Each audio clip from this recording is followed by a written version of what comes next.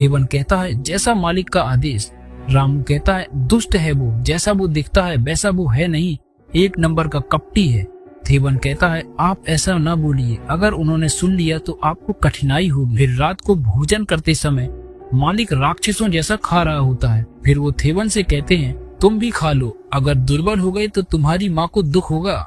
थेवन कहता है मालिक मैंने कभी अपनी माँ का जिक्र तो किया ही नहीं। मालिक कहते हैं किया था, तुम्हें याद नहीं है। फिर वो पूछते हैं क्या रसोइये ने तुम्हें हमारे बारे में कुछ बोला है? थेवन कहता है नहीं मालिक, कुछ नहीं बोला। मालिक कहते हैं तुमसे पहले यहाँ पर एक अतिथि आया था, इस रसोइये ने उसे मेरे खिलाफ भड़का दिया, फिर मुझे बेचारे को अपने हाथों से मारना पड़ा। अब वो घर के दक्षिण दिशा वाले हिस्से में भूमि के अंदर शांति से सोया है। इतने में वहाँ पर रामू आ जाता है। मालिक उससे और भोजन मांगते हैं। रामू कहता है 4 बार खिला चुका हूँ और नहीं है। थेवन उस समय दोनों के चेहरे देख रहा था। मालिक रामू को कहते हैं मृत्यु का भय नहीं है तुझे? रामू कहता है नहीं है। मालिक कहते हैं दृष्टि नीचे रख कुत्ते। फिर मालिक को गुस्सा आ जाता है और अचानक घर थर थर कांपने लगता है।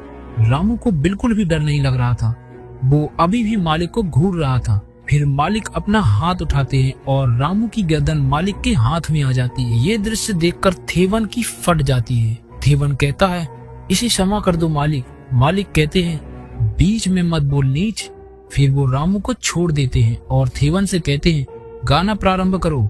इसके बाद अगले सीन में थेवन रामू से पूछता है कि मालिक का असली चेहरा क्या है और वो कौन है, ये मैं कहाँ फंस गया हूँ। रामू कहता है ये वही है जिसे आज से बहुत साल पहले अथर्ववेदाचार्य चोडुमल पोट्टी ने घोर तपस्या करके देवी बाराही का आवाहन किया था। उसकी तपस्या से प्रसन्न होकर देवी ने उसको एक जादुई पेटी दी थी। उस पेटी में अमानवीय शक्तियों वाला एक राक्षस था। देवी ने कहा ये राक्षस तुम्हारी हर एक इच्छा पूरी करेगा, लेकिन चोडुमल पोट्टी ने उसे अपने काबू में कर उस पर बहुत अत्याचार किए। उसे बेड़ियों में बांध कर रखा। अत्याचार से दुखी होकर एक दिन राक्षस ने पोट्टी से कहा मेरे मुंह में देखोगे तो तुम्हें नर्क दिखाई देगा। जब पोट्टी ने उसके मुख में देखा तो उस राक्षस ने उसकी आत्मा खींचकर उसके मार डाला। फिर उस राक्षस ने उसकी इस हवेली पर अधिकार कर लिया और उसके परिवार को भी मार डाला। उस राक्षस को मारने के लिए यहाँ पर बहुत सारे तांत्रिक आए,